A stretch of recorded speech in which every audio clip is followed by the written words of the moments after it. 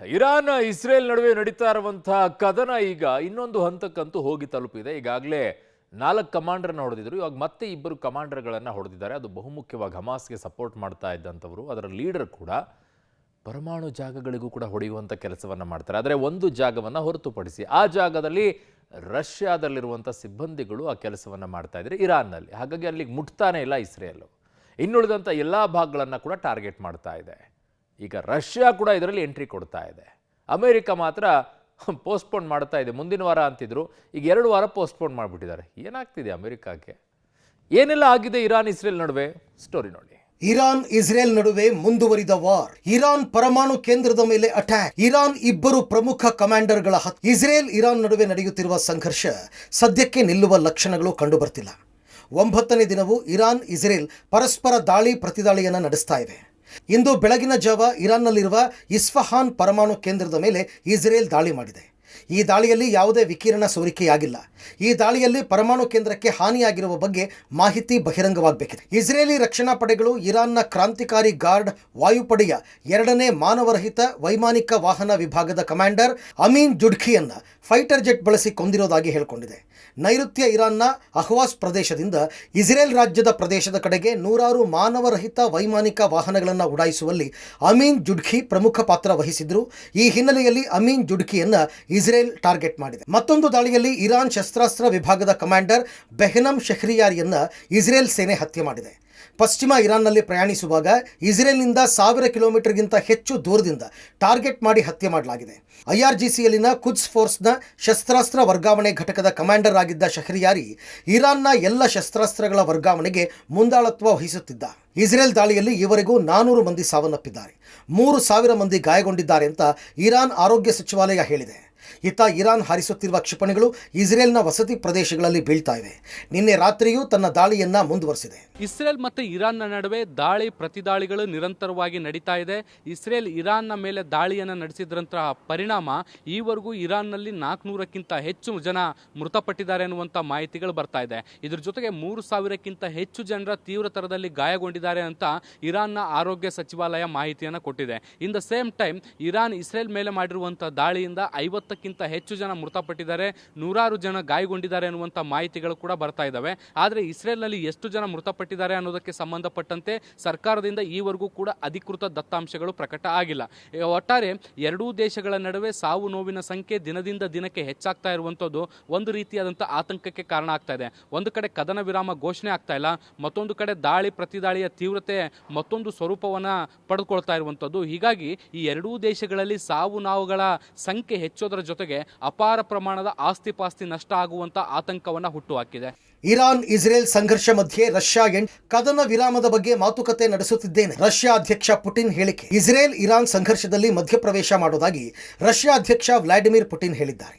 ನಾಗರಿಕ ಬಳಕೆಗಾಗಿ ಪರಮಾಣು ಶಕ್ತಿಯನ್ನು ಅಭಿವೃದ್ಧಿಪಡಿಸುವ ಇರಾನ್ನ ಅಗತ್ಯತೆಗಳು ಮತ್ತು ಟೆಹರಾನ್ ಅದನ್ನು ಶಸ್ತ್ರಾಸ್ತ್ರಗಳನ್ನಾಗಿ ಮಾಡುವ ಬಗ್ಗೆ ಇಸ್ರೇಲ್ನ ಕಳವಳಗಳನ್ನು ತಾನು ಅರ್ಥ ಮಾಡಿಕೊಂಡಿದ್ದೇನೆ. ನಾವು ಇಸ್ರೇಲ್ನೊಂದಿಗೆ ಸಂಪರ್ಕದಲ್ಲಿದ್ದೇವೆ. ನಿಮಗೆ ತಿಳಿದಿರುವಂತೆ ನಾನು ಇತ್ತೀಚೆಗೆ ಪ್ರಧಾನಿ ನೆತನ್ಯಾಹು ಅವರೊಂದಿಗೆ ಮಾತನಾಡಿದ್ದೇನೆ ಮತ್ತು ಇರಾನ್ ಅಧ್ಯಕ್ಷರೊಂದಿಗೆ ಮತ್ತು ಈ ಎಲ್ಲ ಪ್ರಕ್ರಿಯೆಗಳಲ್ಲಿ ನೇರವಾಗಿ ಭಾಗಿಯಾಗಿರುವ ಅಮೆರಿಕ ಅಧ್ಯಕ್ಷರೊಂದಿಗೆ ಮಾತನಾಡಿದ್ದೇನೆ ಎಂದಿದ್ದಾರೆ. ಇಸ್ರೇಲ್ ಮತ್ತು ಇರಾನ್ನ ನಡುವೆ ಸಂಘರ್ಷ ಏರ್ಪಟ್ಟಿದೆ. ಕದನ ವಿರಾಮಕ್ಕೆ ಈಗಾಗಲೇ ಸಾಕಷ್ಟು ಪ್ರಯತ್ನಗಳು ನಡೀತಾ ಇದ್ದಾವೆ. ಕದನ ವಿರಾಮವನ್ನು ಘೋಷಿಸಬೇಕು ಅನ್ನುವಂಥ ನಿಟ್ಟಿನಲ್ಲಿ ಎರಡೂ ದೇಶಗಳನ್ನು ವಿಶ್ವಾಸಕ್ಕೆ ತೆಗೆದುಕೊಳ್ಳುವಂಥ ಪ್ರಯತ್ನ ಈ ಹಿಂದೆ ಅಮೆರಿಕ ಮಾಡಿತ್ತು. ಆದರೆ ಅದು ಕಾರಣಾಂತರಗಳಿಂದ ಸಾಧ್ಯ ಆಗಿರಲಿಲ್ಲ. ಹೀಗಾಗಿ ದಾಳಿ ಪ್ರತಿದಾಳಿಗಳು ಕೂಡ ನಿರಂತರವಾಗಿ ನಡೀತಾ ಇತ್ತು. ಈ ನಡುವೆ ರಷ್ಯಾ ಅಧ್ಯಕ್ಷ ಪುಟಿನ್ ಈಗ ಇರಾನ್ ಮತ್ತು ಇಸ್ರೇಲ್ನ ನಡುವೆ ಮಧ್ಯಸ್ಥಿಕೆಯನ್ನು ವಹಿಸಿ ಕದನ ವಿರಾಮವನ್ನು ಘೋಷಿಸುವಂಥ ನಿಟ್ಟಿನಲ್ಲಿ ಪ್ರಯತ್ನಗಳನ್ನ ಕೂಡ ಮಾಡ್ತಾ ಇದ್ದಾರೆ. ಈ ನಿಟ್ಟಿನಲ್ಲಿ ಇವತ್ತು ಪುಟಿನ್ ಒಂದು ಹೇಳಿಕೆಯನ್ನು ಕೂಡ ಕೊಟ್ಟಿದ್ದಾರೆ. ಇರಾನ್ ಅಣ್ವಸ್ತ್ರಗಳನ್ನು ಬಳಕೆ ಮಾಡಿಕೊಳ್ತಾ ಇರುವಂಥದ್ದು ಅಭಿವೃದ್ಧಿ ಕಾರ್ಯಗಳಿಗೆ, ಆದರೆ ಇದು ಶಸ್ತ್ರಾಸ್ತ್ರಗಳಾಗಿ ಬದಲಾಗಬಹುದು ಅನ್ನುವಂತಹ ಇಸ್ರೇಲ್ನ ಕಳವಳವನ್ನು ನಾನು ಅರ್ಥ ಮಾಡ್ಕೊಳ್ಬಲ್ಲೆ. ಹೀಗಾಗಿ ನಾನು ಇಸ್ರೇಲ್ ಅಧ್ಯಕ್ಷರ ಜೊತೆಗೂ ಕೂಡ ಮಾತುಕತೆಯನ್ನು ನಡೆಸ್ತಾ ಇದ್ದೇನೆ.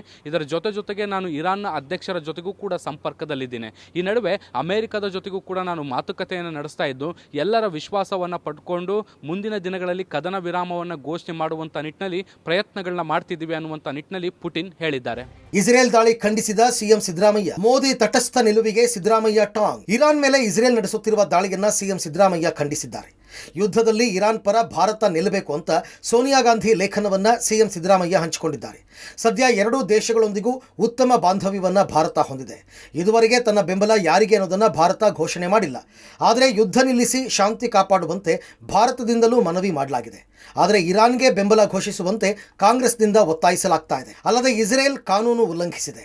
ಭಾರತದ ಸಂಕಷ್ಟದ ದಿನಗಳಲ್ಲಿ ಇರಾನ್ ಒಟ್ಟಿಗೆ ನಿಂತಿತ್ತು. ಕಾಶ್ಮೀರದ ವಿಚಾರದಲ್ಲೂ ಭಾರತದ ಪರ ಧ್ವನಿ ಎತ್ತಿತ್ತು. ಮಧ್ಯಪ್ರಾಚ್ಯದ ಈ ಅಶಾಂತಿಯ ಸಂದರ್ಭದಲ್ಲಿ ಭಾರತ ಇರಾನ್ ಪರ ನಿಂತು ಮಾತನಾಡಬೇಕಾಗಿದೆ. ಈ ಹಿಂದೆ ಗಾಜಾದ ವಿಚಾರ, ಈಗ ಇರಾನ್ ವಿಚಾರದಲ್ಲಿ ಭಾರತದ ಮೌನ ಸರಿಯಲ್ಲ. ಅಂತಾರಾಷ್ಟ್ರೀಯ ಮಟ್ಟದಲ್ಲಿ ದೇಶಗಳ ಮಧ್ಯೆ ಶಾಂತಿ ಸೌಹಾರ್ದತೆ ನೆಲೆಸದಿದ್ದರೆ ಸಂಕಷ್ಟ ಎದುರಾಗಲಿದೆ ಎಂದಿದ್ದಾರೆ. ಭಾರತದ ಸಂಕಷ್ಟದ ದಿನಗಳಲ್ಲಿ ಇರಾನ್ ಒಟ್ಟಿಗೆ ನಿಂತಿದೆ. ಜೊತೆಗೆ ಕಾಶ್ಮೀರದ ವಿಚಾರದಲ್ಲೂ ಕೂಡ ಭಾರತದ ಪರ ಇರಾನ್ ಧ್ವನಿ ಎತ್ತಿದೆ. ಈ ಹಿಂದೆ ಗಾಜಾದ ವಿಚಾರದಲ್ಲಿ ಭಾರತ ಮೌನ ವಹಿಸಿತ್ತು. ಈಗ ಇರಾನ್ ವಿಚಾರದಲ್ಲಿ ಭಾರತದ ಮೌನ ಸರಿಯಲ್ಲ. ಹೀಗಾಗಿ ಅಂತಾರಾಷ್ಟ್ರೀಯ ಮಟ್ಟದಲ್ಲಿ ಈ ರೀತಿ ಅಶಾಂತಿಗಳು ಆದಾಗ ಭಾರತಕ್ಕೂ ಸಂಕಷ್ಟ. ಹಾಗಾಗಿ ಈ ಇರಾನ್ನ ಸಂಕಷ್ಟದ ಸಮಯದಲ್ಲಿ ಭಾರತ ಗಟ್ಟಿಯಾಗಿ ಇರಾನ್ ಪರ ಧ್ವನಿ ಎತ್ತಬೇಕು ಅನ್ನುವಂತಹ ಆಗ್ರಹವನ್ನ ಕಾಂಗ್ರೆಸ್ ಮಾಡ್ತಾ ಇದೆ. ಇರಾನ್ ಇಸ್ರೇಲ್ ಕೊತ ಭಾರತಕ್ಕೆ ಎರಡೂ ದೇಶವೂ ಆಪ್ತ. ಉದ್ವಿಗ್ನತೆ ಶಮನಕ್ಕೆ ಭಾರತದಿಂದಲೂ ಪ್ರಯತ್ನ. ಇರಾನ್ ಇಸ್ರೇಲ್ ನಡುವೆ ಸಂಘರ್ಷ ದಿನೇ ದಿನೇ ಉಲ್ಬಣಗೊಳ್ಳುತ್ತಿದೆ. ಈ ಮಧ್ಯೆ ಇರಾನ್ಗೆ ಭಾರತ ಬೆಂಬಲಿಸಬೇಕು ಅಂತ ಕಾಂಗ್ರೆಸ್ ಹೇಳ್ತಾ ಇದೆ. ಆದರೆ ಇರಾನ್ ಇಸ್ರೇಲ್ ಎರಡರಲ್ಲಿ ಒಬ್ಬರನ್ನ ಬೆಂಬಲಿಸೋದು ಭಾರತಕ್ಕೆ ಕಷ್ಟವಾಗುತ್ತೆ. ಯಾಕಂದರೆ ಇಸ್ರೇಲ್ನೊಂದಿಗೆ ರಕ್ಷಣಾ ಸಂಬಂಧವನ್ನು ಭಾರತ ಹೊಂದಿದ್ರೆ ಇರಾನ್ ಜೊತೆಗೆ ಆರ್ಥಿಕ ಸಂಬಂಧವನ್ನು ಭಾರತ ಹೊಂದಿದೆ. ಈ ಹಿಂದೆ ಹಮಾಸ್ ಉಗ್ರರ ದಾಳಿಯಲ್ಲಿ ಬಹಿರಂಗವಾಗಿ ಇಸ್ರೇಲ್ಗೆ ಭಾರತ ಬೆಂಬಲ ನೀಡಿತ್ತು. ಸದ್ಯ ಎರಡೂ ದೇಶವೂ ಭಾರತಕ್ಕೆ ಆಪ್ತವೆ. ಹೀಗಾಗಿ ಉದ್ವಿಗ್ನತೆ ಶಮನಕ್ಕೆ ಭಾರತವು ಪ್ರಯತ್ನ ಪಡ್ತಾ ಇದೆ. ಇಸ್ರೇಲ್ ಭಾರತಕ್ಕೆ ಆಪ್ತ ಯಾಕೆ? ರಕ್ಷಣಾ, ಶಸ್ತ್ರಾಸ್ತ್ರ ಮತ್ತು ತಂತ್ರಜ್ಞಾನಕ್ಕಾಗಿ ಪ್ರಮುಖ ಪಾಲುದಾರ ರಾಷ್ಟ್ರ. ರಕ್ಷಣಾ ಕ್ಷೇತ್ರದಲ್ಲಿ ಇಸ್ರೇಲನ್ನು ಭಾರತ ಅವಲಂಬಿಸಿದೆ. ಇಸ್ರೇಲ್ನಿಂದ ಅತಿ ಹೆಚ್ಚು ಶಸ್ತ್ರಾಸ್ತ್ರಗಳನ್ನು ಖರೀದಿ ಮಾಡುವ ಭಾರತ.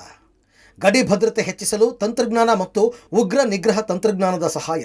ಇರಾನ್ನೊಂದಿಗೆ ಭಾರತದ ಸಂಬಂಧ ಹೇಗಿದೆ? ಅಫ್ಘಾನಿಸ್ತಾನ, ಮಧ್ಯ ಏಷ್ಯಾದ ದೇಶಗಳ ಜೊತೆ ವ್ಯಾಪಾರಕ್ಕೆ ಕೊಂಡಿ. ಚಾಬಹಾರ್ ಪೋರ್ಟ್ ಭಾರತದಿಂದ ಸಾವಿರಾರು ಕೋಟಿ ರೂಪಾಯಿ ಹೂಡಿಕೆ. ಈ ಬಂದರು ಇಲ್ಲದಿದ್ದರೆ ನಮ್ಮ ವ್ಯಾಪಾರ ಮತ್ತು ಸಂಪರ್ಕಕ್ಕೆ ದೊಡ್ಡ ಹೊಡೆತ. ಭಾರತಕ್ಕೆ ತೈಲ ಪೂರೈಕೆಯ ಕೊಂಡಿ ಇರಾನ್. ಅಲ್ಲದೆ ಉತ್ತರ ಇರಾನ್ ಹಾಗೂ ಅರೇಬಿಯನ್ ದ್ವೀಪದ ನಡುವಿನ ಹಾರ್ಮುಜ್ ಜಲಸಂಧಿ ಭಾರತಕ್ಕೆ ತೈಲ ಪೂರೈಸುವ ನಿರ್ಣಾಯಕ ಮಾರ್ಗವಾಗಿದೆ. ಸಂಘರ್ಷದಿಂದ ಜಲಸಂಧಿ ಮಾರ್ಗ ಬಂದಾದಲ್ಲಿ ಭಾರತದ ತೈಲ ಮಾರುಕಟ್ಟೆಯಲ್ಲಿ ಬೆಲೆ ಏರಿಕೆ ಜೊತೆಗೆ ಪೂರೈಕೆಯಲ್ಲೂ ವ್ಯತ್ಯಯ ಉಂಟಾಗಬಹುದು. ಒಂದು ವೇಳೆ ಇರಾನ್ನೊಂದಿಗೆ ಸಂಬಂಧ ಹಾಳಾದರೆ, ಆ ಪ್ರದೇಶದಲ್ಲಿ ಅಸ್ಥಿರತೆ ಉಂಟಾದರೆ ತೈಲ ಪೂರೈಕೆಗೆ ದೊಡ್ಡ ಅಪಾಯ ಇದೆ. ಇದು ನಮ್ಮ ಇಡೀ ಆರ್ಥಿಕತೆಯ ಮೇಲೆ ಪರಿಣಾಮ ಬೀರಲಿದೆ. ಹಾರ್ಮುಜ್ ಜಲಸಂಧಿ ಭಾರತದ ಪಾಲಿಗೆ ತೈಲ ಪೂರೈಕೆಗಿರುವಂತಹ ನಿರ್ಣಾಯಕ ಮಾರ್ಗವಾಗಿದೆ.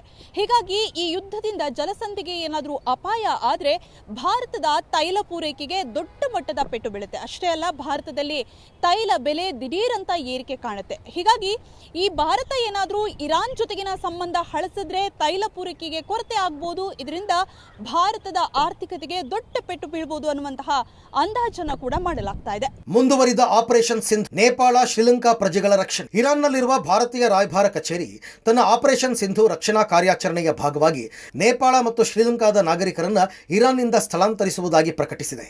ನೇಪಾಳ ಮತ್ತು ಶ್ರೀಲಂಕಾ ಸರ್ಕಾರಗಳ ಕೋರಿಕೆಯ ಮೇರೆಗೆ ಇರಾನ್ನಲ್ಲಿರುವ ಭಾರತೀಯ ರಾಯಭಾರ ಕಚೇರಿಯನ್ನು ಸ್ಥಳಾಂತರಿಸುವ ಪ್ರಯತ್ನಗಳು ನೇಪಾಳ ಮತ್ತು ಶ್ರೀಲಂಕಾದ ನಾಗರಿಕರನ್ನು ಸಹ ಒಳಗೊಳ್ಳುತ್ತವೆ ಅಂತ ಭಾರತೀಯ ರಾಯಭಾರ ಕಚೇರಿ ಎಕ್ಸ್ನಲ್ಲಿ ಹೇಳಿದೆ.